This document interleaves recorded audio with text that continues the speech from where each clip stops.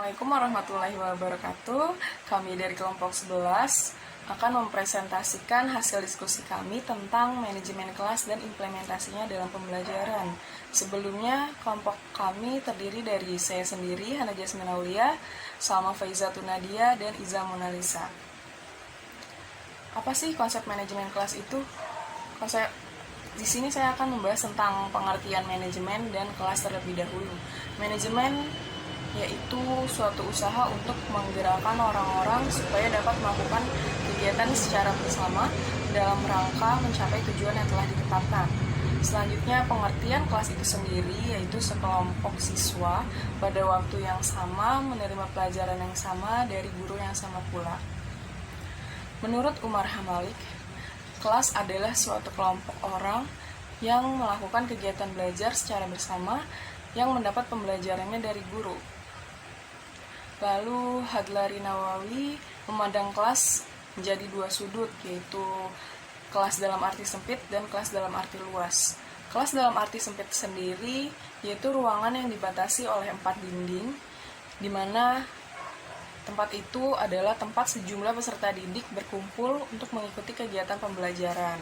Selanjutnya, kelas dalam arti luas, yaitu suatu masyarakat kecil yang merupakan bagian dari masyarakat sekolah yang sebagai satu kesatuan yang diorganisir menjadi unit kerja secara dinamis, menyelenggarakan kegiatan pembelajaran secara kreatif untuk mencapai suatu tujuan.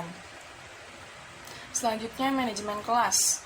Menurut Dr. Suharsini Aripunto, manajemen kelas adalah suatu usaha yang dilakukan terlaksana kegiatan belajar secara yang diharapkan.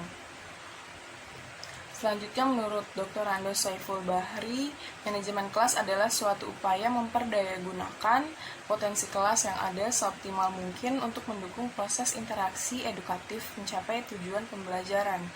Yang terakhir, menurut Muhammad Yusur Yusman, manajemen kelas adalah pengelolaan kelas, yaitu keterampilan guru untuk menciptakan dan memelihara kondisi belajar yang optimal dan mengembalikannya apabila terjadi gangguan dalam proses belajar mengajar tersebut. Selanjutnya, yaitu unsur-unsur manajemen kelas. Unsur-unsur manajemen kelas itu ada 3. Yang pertama preventif, yang kedua referensif, dan yang ketiga modifikasi tingkah laku. Preventif itu sendiri yaitu upaya yang dilakukan oleh guru untuk mencegah terjadinya gangguan dalam pembelajaran. Dan untuk referensif, keterampilan referensif tidak diartikan sebagai tindakan kekerasan. Modifikasi tingkah laku berarti bahwa setiap tingkah laku dapat diamati. Selanjutnya, fungsi manajemen kelas. Fungsi manajemen kelas di sini kita ambil ada 5. Yang pertama itu memberi guru pemahaman yang lebih jelas tentang tujuan pendidikan sekolah dan hubungannya dengan pengajaran yang dilaksanakan untuk mencapai tujuan tersebut. Yang kedua, membantu guru memperjelas pemikiran tentang sumbangan pengajarannya terhadap pencapaian tujuan pendidikan. Yang ketiga, membantu guru memiliki perasaan percaya diri pada diri sendiri dan menjaminnya atas diri sendiri. Yang keempat, membantu guru dalam rangka mengenal kebutuhan-kebutuhan murid, minat-minat murid, dan mendorong motivasi belajar murid tersebut. Yang terakhir, murid-murid akan menghormati guru yang dengan sungguh-sungguh mempersiapkan diri untuk mengajar sesuai dengan harapan-harapan yang mereka punya. Selanjutnya, presentasi ini akan dilanjutkan oleh Salma.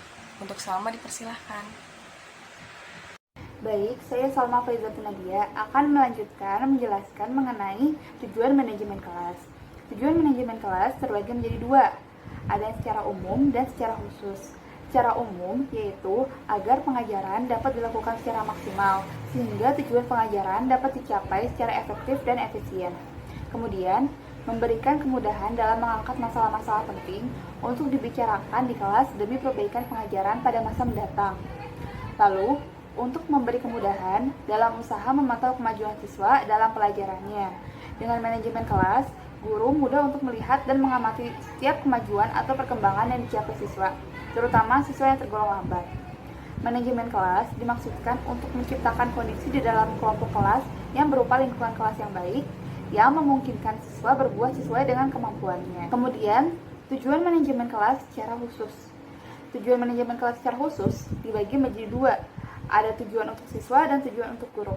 Tujuan untuk siswa agar setiap anak di kelas dapat belajar dengan tertib, sehingga segera tercapai tujuan pengajaran secara efektif dan efisien. Sedangkan tujuan manajemen kelas untuk guru agar setiap guru mampu menguasai kelas dengan menggunakan berbagai macam pendekatan dengan menyesuaikan permasalahan yang ada, sehingga tercipta suasana yang efisien, efektif, dan kondusif.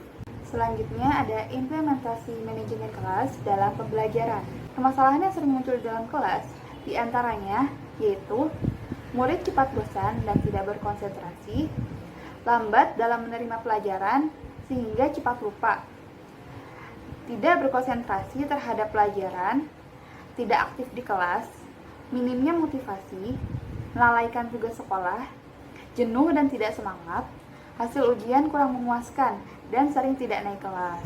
Solusi untuk permasalahan yang ada di dalam kelas. Yang pertama, seorang guru haruslah memiliki kecakapan di dalam kelas dengan menciptakan suasana yang kondusif.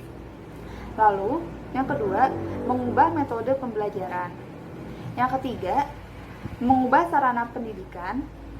Yang keempat, menggunakan motivasi yang bervariasi. Yang kelima, mengubah kegiatan pendidikan. Yang keenam, menggunakan kecakapan yang pernah dipraktikkan dan cocok untuk materi yang baru.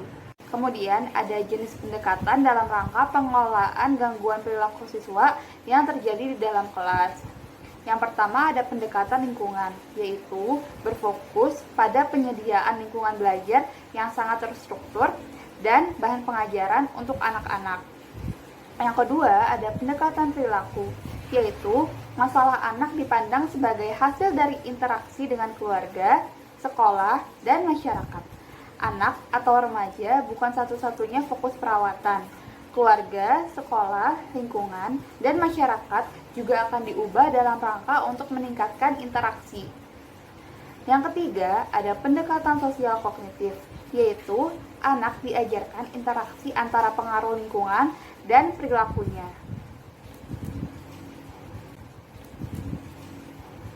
Yang keempat, ada pendekatan psikoanalitik, yaitu menampilkan masalah-masalah pada anak yang dinilai sebagai dasar dalam konflik bawah sadar dan motivasi.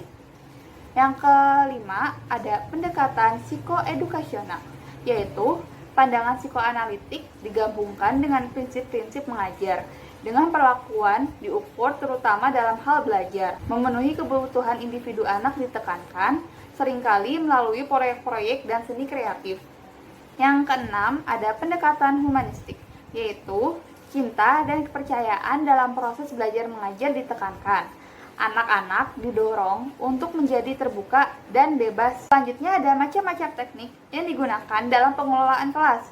Yang pertama ada teknik menghimbau, yaitu guru sering mengatakan harap tenang. Kemudian ucapan tersebut membawa hasil kepada siswa untuk memperhatikannya.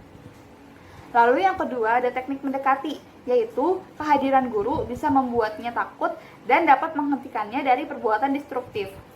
Lalu yang ketiga ada teknik memberikan isyarat, yaitu guru dapat memberikan isyarat bahwa ia sedang diawasi apabila sedang berbuat penakalan kecil. Isyaratnya dapat berupa petikan jari, pandangan tajam, dan lambaian tangan. Yang keempat ada teknik mengadakan humor, yaitu guru dapat mempertahankan suasana baik serta memberikan kepada pelanggar bahwa ia tahu apa yang akan terjadi. Baik, saya Iza Mona Lisa selanjutnya akan menjelaskan mengenai manajemen kelas. Dalam rangka menciptakan suasana kelas yang baik, yang siswanya memiliki motivasi belajar yang tinggi, tentunya perlu melakukan manajemen kelas yang baik juga. Manajemen kelas yang baik ini menjadi tanggung jawab penuh seorang guru terhadap kelas yang diajarnya. Di sini saya akan menjelaskan mengenai model-model manajemen kelas. Model yang pertama yaitu ada model humanistik. Model humanistik ini dikembangkan oleh Carl Rogers. Nah, dalam model humanistik, metode pembelajarannya lebih bersifat student center, yaitu lebih menekankan pada partisipasi aktif sang pembelajar. Selain itu, model humanistik ini menekankan pada faktor keunikan dan rasa dignity seorang pembelajar. Menurut Michael Marland, terdapat 5 strategi pembelajaran yang dapat dikembangkan dalam pengelolaan kelas model humanistik ini. Yang pertama yaitu caring for student. guru harus memberikan sikap peduli kepada siswa. Yang kedua yaitu ada setting rules atau membuat aturan. Yang ketiga ada giving legitimate praise atau memberikan penghargaan. Yang keempat ada using humor atau menggunakan humor. Dan yang kelima ada shaping the learning environment atau merancang pembentukan lingkungan. Yang kedua yaitu ada model demokratis. Model demokratis ini pendekatan pembelajarannya lebih bersifat relatively student center, yakni para pembelajar diberikan hak dan kesempatannya untuk berpartisipasi aktif dalam pengambilan keputusan dan mengelola kelas mereka. Model ini sangat menghargai perbedaan dan menekankan pada pentingnya kebebasan bersuara. Selanjutnya ada model behavioristik. Model behavioristik ini berasal dari teori operant conditional Skinner dan model asertif dari Cantor. Dalam model ini, penggunaan reinforcement atau penguatan diberikan dengan tujuan untuk meminimalisir dan mengontrol perilaku menyimpang para pembelajar. Jadi, bisa dikatakan bahwa model behavioristik ini dalam pengelolaan kelas dijalankan secara kaku dan berstandar. Model yang terakhir yaitu model konstruktivis. Teori konstruktivis memahami belajar sebagai proses pembentukan langsung konstruksi pengetahuan oleh si pembelajar itu sendiri. Oleh karena itu, konstruktivistik lebih menekankan pada perkembangan konsep dan pengertian yang mendalam. Pengetahuan sebagai konstruksi aktif yang dibuat oleh siswa. Menurut teori konstruktivis, pengetahuan tidak bisa transfer begitu saja, melainkan harus diinterpretasikan sendiri oleh masing-masing orang. Sekian presentasi dari kelompok kami, kurang lebihnya mohon maaf. Wassalamualaikum warahmatullahi wabarakatuh. Terima kasih.